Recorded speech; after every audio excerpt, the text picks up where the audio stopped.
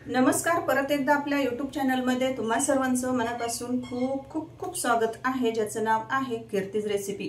तर आज मी तुम्हाला आषाढ स्पेशल गव्हाच्या पिठाच्या खुसखुशीत कापण्या कशा बनवायच्या तर अगदी सोप्या पद्धतीने बनवून दाखवणार आहे। तर बऱ्याच जणींना काय होतं तर गव्हाच्या पिठाच्या कापण्या करायला जातात पण त्या चिवट होतात आणि अशा चिकट होतात, म्हणजे कडक बनतात, त्या खुसखुशीत बनत नाही। त्यासाठी मी महत्त्वाच्या तुम्हाला 2-3 टिप्स सांगणार आहे।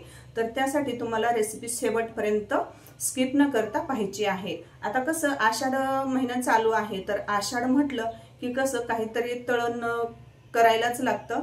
तर त्यासाठी मी सर्वात महत्त्वाची कापण्याची तुमच्या सोबत आज मी रेसिपी शेअर करणार आहे। रेसिपी दरवेळेस सारखी खूप सोपी आहे, अगदी झटपट बनणारी आहे। कमी साहित्यामध्ये जे आपल्या घरामध्ये जे साहित्य असतं तर त्या साहित्यामध्ये ही रेसिपी बनवून तयार होते। तर त्यासाठी रेसिपी शेवटपर्यंत नक्की बघा। आणि हो, तुम्हा सर्वांना माझी एक नम्रतेची विनंती आहे, जर तुम्हाला माझ्या रेसिपी जर आवडत असतील ना तर प्लीज एक लाईक करत जा, शेअर करत जा, जास्तीत जास्त मित्र मैत्रिणी नातेवाईकांपर्यंत माझ्या रेसिपी शेअर करत जा आणि एक लाईक आवर्जून करत जा। म्हणजे कसं तुमच्या एका लाईकमुळे आणि छान छान कमेंट करत जा, तर तुमच्या एका लाईकमुळे मला खूप मोठं प्रोत्साहन मिळतं। तर चला मग जास्त वेळ न घालवता लगेच रेसिपीसाठी सुरुवात करूया। तर इथं पाहू शकतात बघा, काय खुसखुशीत आणि एकदम अशा जास्त असे लेयर्स असणाऱ्या इथं खुसखुशीत अशा इथं आपल्या कापण्या तयार झालेल्या आहेत। तर रेसिपी शेवटपर्यंत नक्की बघा। अशाच पारंपरिक आणि नवनवीन रेसिपी पाहण्यासाठी कीर्तीज रेसिपी चॅनलला सबस्क्राइब करा आणि सोबतच बेल आयकॉन प्रेस करा। तर चला मग जास्त वेळ न घालवता लगेच रेसिपीसाठी सुरुवात करूया। आता इथं आपल्याला सर्वप्रथम काय करायचं आहे, आपल्याला कापण्या बनवण्यासाठी काय काय साहित्य लागणार आहे ते पाहूया। 2 वाट्या गव्हाचं पीठ, 1 वाटी गूळ आणि 4 चमचे म्हणजेच आणि वाटीने जर घ्यायचं म्हटलं तर आपल्याला इथं पाव वाटी बेसन पीठ लागणार आहे। नंतर आपल्याला इथं बघा अगदी म्हणजे अर्धा चमचा इलायची पूड घ्यायची आहे आणि नंतर लागणार आहे आपल्याला थोडीशी खसखस। आता ज्या वाटीने आपण गव्हाचं पीठ घेतलेलं आहे तर सेम वाटीने आपल्याला काय करायचं आहे, 1 वाटी गूळ घ्यायचा आहे। आता ज्या वाटीने आपण गूळ घेतलेला आहे त्याच वाटीने आपल्याला पाऊण वाटी पाणी घ्यायचं आहे। आता इथे एक पातेलं घ्यायचं, त्याच्यामध्ये गूळ आपल्याला हा बारीक करून घ्यायचा आहे, चिरून घ्यायचा आहे किंवा फोडून घेतला तरी चालतो। आणि नंतर गॅस चालू करायचा, पातेल्यामध्ये काय करायचं, गूळ टाकल्यानंतर त्याच्यामध्ये आपल्याला पाऊण वाटी पाणी घालायचं आहे आणि मंद गॅसवर आपल्याला गूळ वितळेपर्यंतच आपल्याला हे गॅस चालू करायचा आहे आणि गूळ वितळला की आपल्याला गॅस बंद करायचा आहे। आता इथं बघा मी गॅस बंद केलेला आहे, गूळ पूर्णपणे वितळलेला आहे आणि आता हे आपल्याला एक मोठं आपल्याला जे भाकरीचं ताट असतं तर त्या ताटामध्ये हे जे आपण गुळवणी बनवून घेतलेलं आहे की नाही तर ते आपल्याला चाळणीने गाळून घ्यायचं आहे। म्हणजे कसं त्याच्यामध्ये कचरा वगैरे असू शकतो गुळामध्ये। तर आता बघा या मोठ्या पसरट ताटामध्ये आपल्याला हे गुळाचं जे पाणी आहे तर ते घ्यायचं आहे, म्हणजे पटकन थंड पण होईल। आता याच्यामध्ये सर्वात सिक्रेट गोष्ट म्हणजे बघा ही आहे। तर याच्यामध्ये आपल्याला काय करायचं आहे, जे आपण गुळवणी केलेलं आहे गुळाचं तर त्याच्यामध्ये आपल्याला घालायचं आहे पोहे खायच्या चमच्याने 2 चमचे तूप घालायचं आहे। ही आहे या कापण्याची सिक्रेट बाब। तर याच्यामध्ये तूप घातल्याने काय होईल, जे आपण कापण्या बनवणार आहोत की नाही तर त्या एकदम अशा तोंडात टाकताच विरघळणाऱ्या आणि खुसखुशीत बनणार आहेत। आता हे गुळाचं जे मिश्रण आहे गुळवणी तर ते थंड झालं की काय करायचं, याच्यामध्ये आपल्याला घालायचं आहे सर्वप्रथम गव्हाचं पीठ घालायचं आणि नंतर घालायचं आहे पाव वाटी डाळीचं पीठ।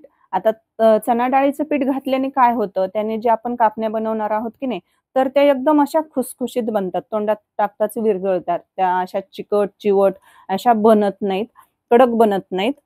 तर आता पुढं कापण्या कडक कशासाठी बनतात किंवा त्याचं कारण काय तर मी ते पण सांगणार आहे। आणि आता आपल्याला काय करायचं आहे, जे आपण गुळवणी बनवून घेतलेलं आहे तर त्याच्यामध्येच आपल्याला काय करायचं आहे, हे पीठ मळून घ्यायचं आहे।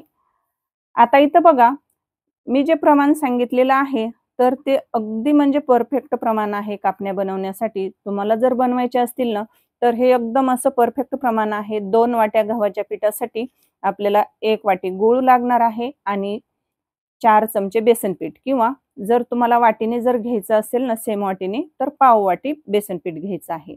आता इथं बघा आपण आणि पाऊण वाटी पाणी घातलेलं आहे गुळामध्ये वितळण्यासाठी.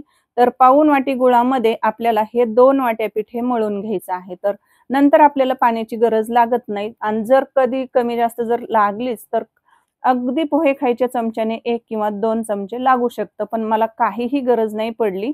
तर अगदी जेवढं आपण गूळ वितळण्यासाठी पाणी पाऊण वाटी घेतलं होतं, तर तेवढ्यातच मला हे पीठ मळण्यासाठी म्हणजे पुरेसं झालेलं आहे.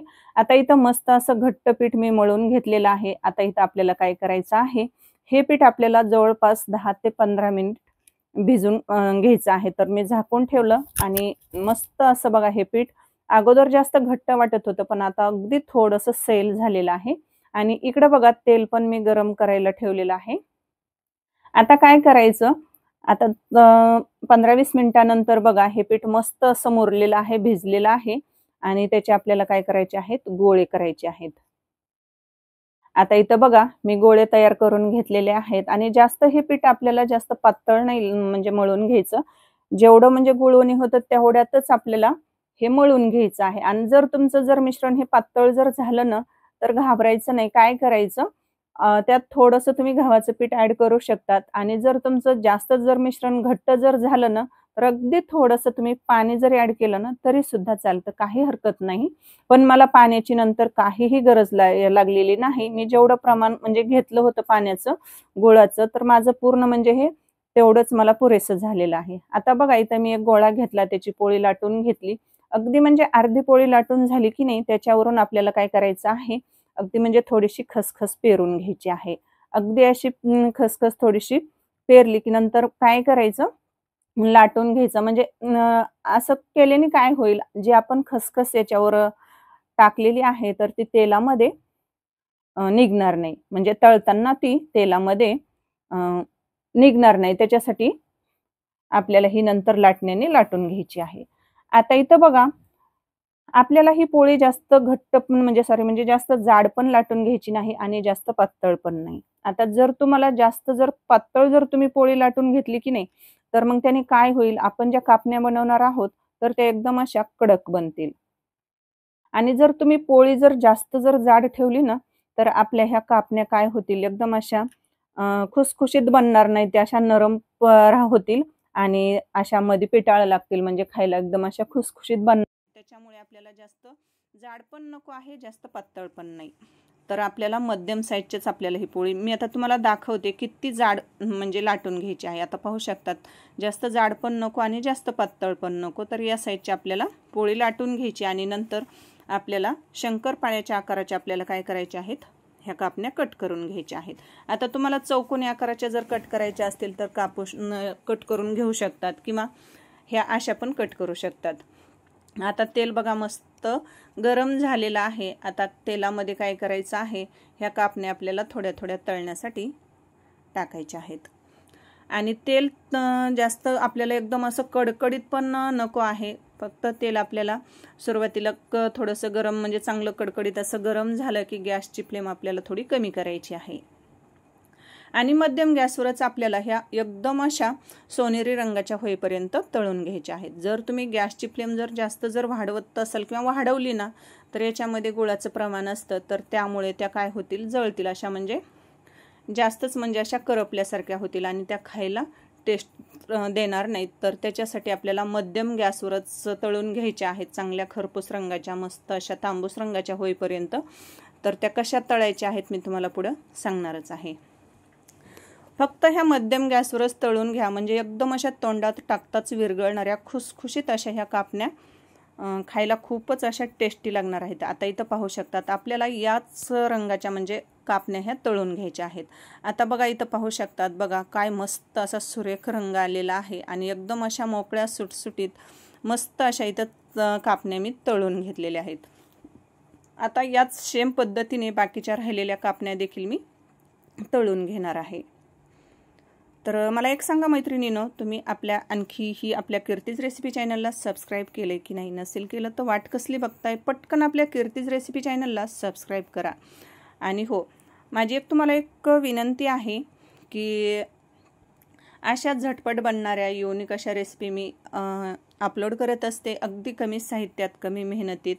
तर अशाच नवनवीन रेसिपी पाहण्यासाठी पटकन आपल्या चॅनलला सबस्क्राईब करा आणि साईडची जी बेल आहे की नाही, तर ती बेल वाजवून नोटिफिकेशन ऑल करा, म्हणजे सर्वात अगोदर माझ्या रेसिपी तुम्हाला पाहायला भेटतील. आता इथं पाहू शकतात आपल्या पूर्ण कापण्या तळून तयार झालेल्या आहेत. तर आहे की नाही रेसिपी सोपी? तर पटकन आपल्या कीर्ती रेसिपी चॅनलला सबस्क्राईब करा आणि जास्तीत जास्त मित्र मैत्रिणी नातेवाईकांना ही रेसिपी शेअर करा. आणि तुम्ही पण हा आषाढ चालू आहे तोपर्यंत एकदा नक्की ट्राय करा. या गव्हाच्या पिठाच्या आणि गुळाच्या खुसखुशीत कापण्या ही रेसिपी एकदा बनवून बघा आणि तुमच्या कशा कापण्या झाल्या मला नक्कीच कमेंटमध्ये सांगायला विसरू नका. तर भेटूयात अशाच एका छानशा आणि सोप्या रेसिपीमध्ये. तोपर्यंत धन्यवाद.